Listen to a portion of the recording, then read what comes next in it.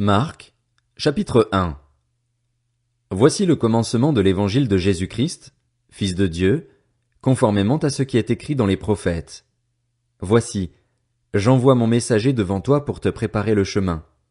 C'est la voix de celui qui crie dans le désert, préparez le chemin du Seigneur, rendez ses sentiers droits. Jean parut. Il baptisait dans le désert et prêchait le baptême de repentance pour le pardon des péchés. Toute la région de Judée et tous les habitants de Jérusalem se rendaient vers lui. Reconnaissant publiquement leurs péchés, ils se faisaient baptiser par lui dans l'eau du Jourdain. Jean portait un vêtement en poil de chameau et une ceinture de cuir autour de la taille. Il se nourrissait de sauterelles et de miel sauvage. Il proclamait « Après moi vient celui qui est plus puissant que moi, et je ne suis pas digne de me baisser pour détacher la courroie de ses sandales. Moi, je vous ai baptisé d'eau. Lui, il vous baptisera du Saint-Esprit. » À cette époque-là, Jésus vint de Nazareth en Galilée, et il fut baptisé par Jean dans le Jourdain. Au moment où il sortait de l'eau, il vit le ciel s'ouvrir et l'Esprit descendre sur lui comme une colombe, et une voix se fit entendre du ciel. « Tu es mon Fils bien-aimé, tu as toute mon approbation. » Aussitôt, l'Esprit poussa Jésus dans le désert où il passa 40 jours, tenté par Satan. Il était avec les bêtes sauvages et les anges le servaient. Après que Jean eut été arrêté, Jésus alla en Galilée. Il proclamait la bonne nouvelle du royaume de Dieu et disait « Le moment est arrivé et le royaume de Dieu est proche.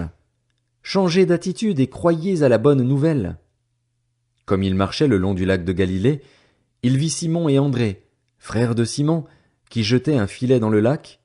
C'étaient en effet des pêcheurs. Jésus leur dit « Suivez-moi, et je ferai de vous des pêcheurs d'hommes. » Aussitôt, ils laissèrent leur filet et le suivirent. Il alla un peu plus loin et vit Jacques, fils de Zébédée, et son frère Jean, qui étaient eux aussi dans une barque et réparaient les filets. Aussitôt, il les appela. Ils laissèrent leur père Zébédée dans la barque avec les ouvriers et le suivirent. Ils se rendirent à Capernaüm. Dès le jour du sabbat, Jésus entra dans la synagogue et se mit à enseigner. On était frappé par son enseignement, car il enseignait avec autorité et non pas comme les spécialistes de la loi. Il y avait dans leur synagogue un homme qui avait un esprit impur. Il s'écria « Ah!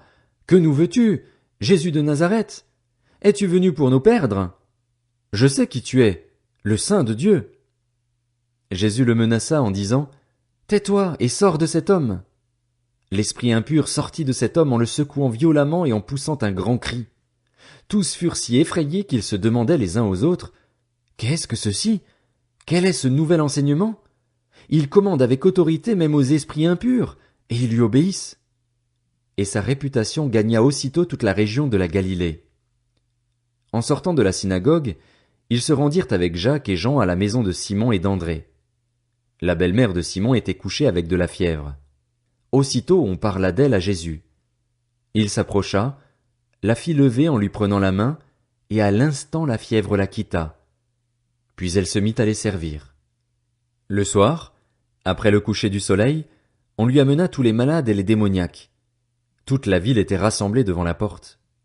Il guérit beaucoup de personnes qui souffraient de diverses maladies. Il chassa aussi beaucoup de démons, et il ne leur permettait pas de parler, parce qu'ils le connaissaient. Vers le matin, alors qu'il faisait encore très sombre, il se leva et sortit pour aller dans un endroit désert où il pria. Simon et ceux qui étaient avec lui se mirent à sa recherche.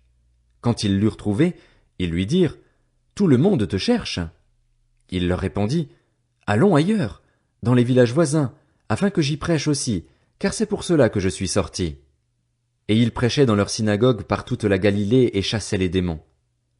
Un lépreux vint à lui et, se jetant à genoux, lui dit en suppliant « Si tu le veux, tu peux me rendre pur. » Rempli de compassion, Jésus tendit la main, le toucha et dit « Je le veux, sois pur. » Aussitôt la lèpre le quitta et il fut purifié.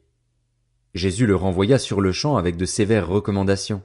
Il lui dit « Fais bien attention de ne rien dire à personne, mais va te montrer au prêtre et présente pour ta purification ce que Moïse a prescrit, afin que cela leur serve de témoignage. » Cependant cet homme, une fois parti, se mit à proclamer partout la nouvelle et à la propager, de sorte que Jésus ne pouvait plus entrer publiquement dans une ville. Il se tenait dehors, dans des lieux déserts, et l'on venait à lui de partout.